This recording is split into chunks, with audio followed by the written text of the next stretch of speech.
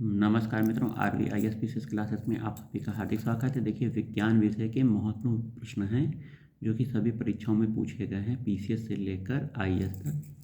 पहला प्रश्न है, बर्फ जमी झील के अंदर मछलियां जीवित रहती हैं क्योंकि झील की तली पर जल नहीं जमता है।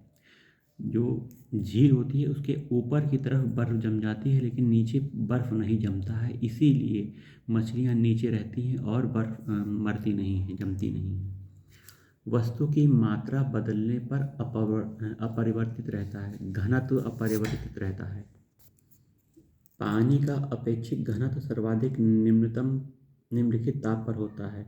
तो 4 डिग्री सेल्सियस पर अपेक्षित घनत्व सर्वाधिक होता है। अधिकांशतः द्रवों को गर्म करने पर उसके आयतन में वृद्धि परंतु घनत्व कम होता है, लेकिन पानी का व्यवहार 0 से 4 डिग्री सेल्सियस के बीच में उल्टा होता है। यदि किसी पात्र में 0 डिग्री पर पानी को लेकर गर्म किया जाए तो 0 से 4 डिग्री तक आयतन घटेगा और घनत्व बढ़ेगा। अतः 4 डिग्री पर पानी का आयतन न्यूनतम, घनत्व अधिकतम होता है।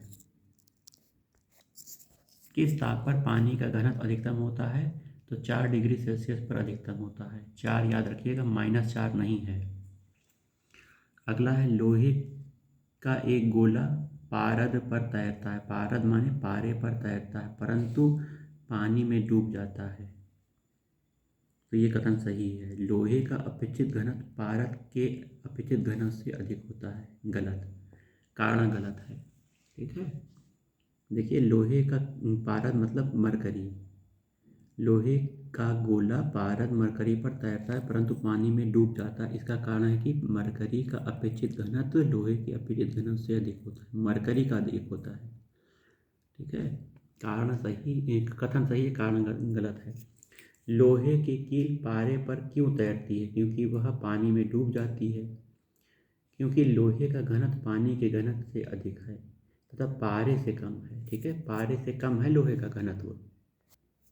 लोहे की सुई पानी की सतह पर किस कारण से तैरती है? तो पृष्ठ तनाव के कारण तैरती है। पृष्ठ तनाव, सरफेस टेंशन के कारण लोहे की सुई पानी की सतह पर पृष्ठ तनाव के कारण तैरती है। अगला प्रश्न है, जब कुएं से पानी की बाल्टी को ऊपर खींचते हैं तो हमें महसूस होता है कि बाल्टी पानी की सतह से ऊपर भारी हो जाती है। जब पानी के सतह में बाल्टी रहती है, सतह या सतह के अंदर, तो वो हल्की रहेगी। जैसे ही पानी के सतह से ऊपर होगी तो वो भारी हो जाएगी। आर्किमिडीज के प्लवन सिद्धांत के अनुसार किसी भी वस्तु का भार पानी में कम तथा पानी की सतह के ऊपर अधिक प्रतीत होता है। वस्तु के भार की प्रतीत कमी पानी द्वारा वस्तु पर ऊपर की दिशा में लगाए गए बल के कारण होता है तथा यह कमी वस्तु द्वारा विस्थापित जल के भार के बराबर होती है। मथने के पश्चात क्रीम का दूध से पृथक हो जाने का क्या कारण है? तो मथाई करने पर क्रीम दूध से क्यों अलग होता है? अपकेंद्रीय बल के कारण होता है। सी ऑप्शन, अपकेंद्रीय बल। बादलों के वायुमंडल में तैरने का क्या कारण है? घनत्व कारण है। गर्मी के दिनों में वायुमंडल में उपस्थित जल वाष्प गर्मी पाकर गर्म होता है, जिससे जल वाष्प घनत्व घटता है। घनत्व घटने के कारण जल वाष्प हल्की होकर ऊपर उठती है।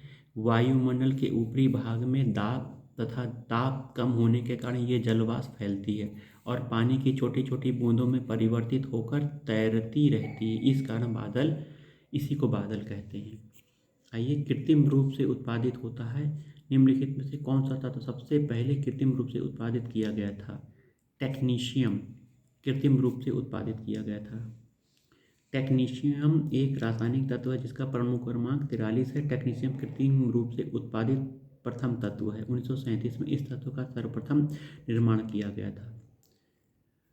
समुद्र में प्लवन करते हुए आइसबर्ग का कितना भाग समुद्र की सतह से ऊपर रहता है? 1/8, 9 भाग। ठीक है, निम्नलिखित में से किस एक के लिए केशिकत्व एकमात्र कारण नहीं है? स्याही के सूखने के लिए केशिकत्व कारण है कैपिलरी इफेक्ट। भूमिगत जल का ऊपर उठने के लिए कैपिलरी प्रभाव। सूती कपड़े पर जल की बूंदों का फैलना कैपिलरी प्रभाव है। जबकि पौधों की जड़ों से जल का इसके पर्ण समूह की ओर बढ़ना एकमात्र कारण नहीं, और कारण भी हैं। देखिए, दैनिक जीवन में कैसी तत्व के अनेक उदाहरण हैं। सोखते द्वारा स्याही को सोखना, भूमिगत जल का ऊपर चढ़ना, सूती कपड़े पर जल का फैलना, लालटेन लैंप की बत्ती में तिल का चढ़ना। वहीं पौधे की जड़ों से जल के इसके पर्ण समूह की ओर बढ़ने के लिए केशिकत्व के अतिरिक्त प्रस्वेदन, ससंजन बल आदि क्रियाएं उत्तरदायी हैं। बत्ती तथा वाले स्टोव में केरोसिन की बत्ती के ऊपर चढ़ने का क्या कारण है?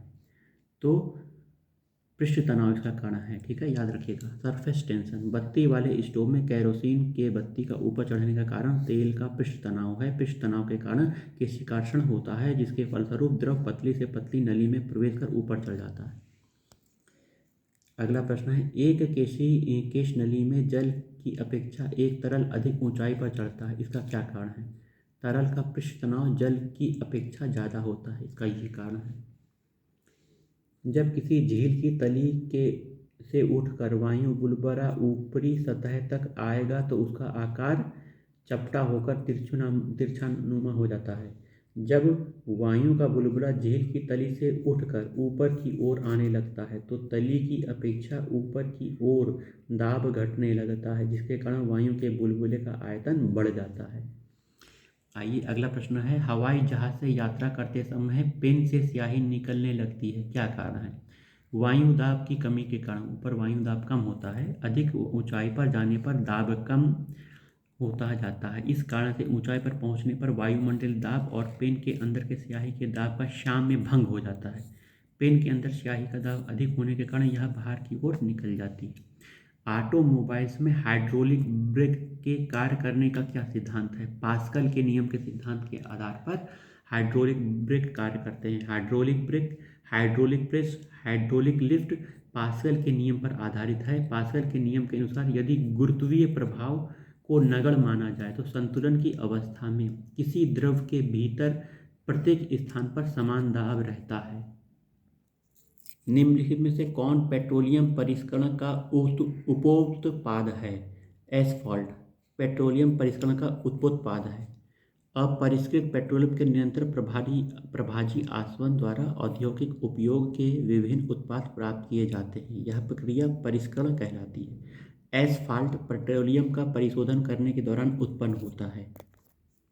वर्षा की बूंदों का गोलाकार आकृति होने का क्या कारण है? पृष्ठ तनाव कारण है। ठीक है, किसी दिए गए आयतन के लिए गोलाकार आकृति का पृष्ठ का क्षेत्रफल अन्य आकृति के क्षेत्रफल से कम होता है। पृष्ठ तनाव के गुण के कारण किसी द्रव का स्वतंत्र पृष्ठ न्यूनतम क्षेत्रफल घेरने का प्रयास करता है, अतः वर्षा की बूंदें गोलाकार होती हैं।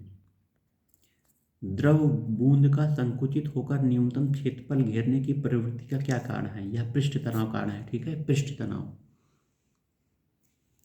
तेल जल के तल पर फैल जाता है क्योंकि तेल का तल तनाव पानी से कम होता है। साबुन के बुलबुले के अंदर का दाब वायुमंडलीय दाब से अधिक होता है। साबुन के घोल के बुलबुले बड़े इसलिए होते हैं क्योंकि जल में साबुन घुलने से उसका पृष्ठ तनाव कम हो जाता है। बुलबुले के अंदर दाब सदैव बाहर के वायुमंडलीय दाब से अधिक होता है।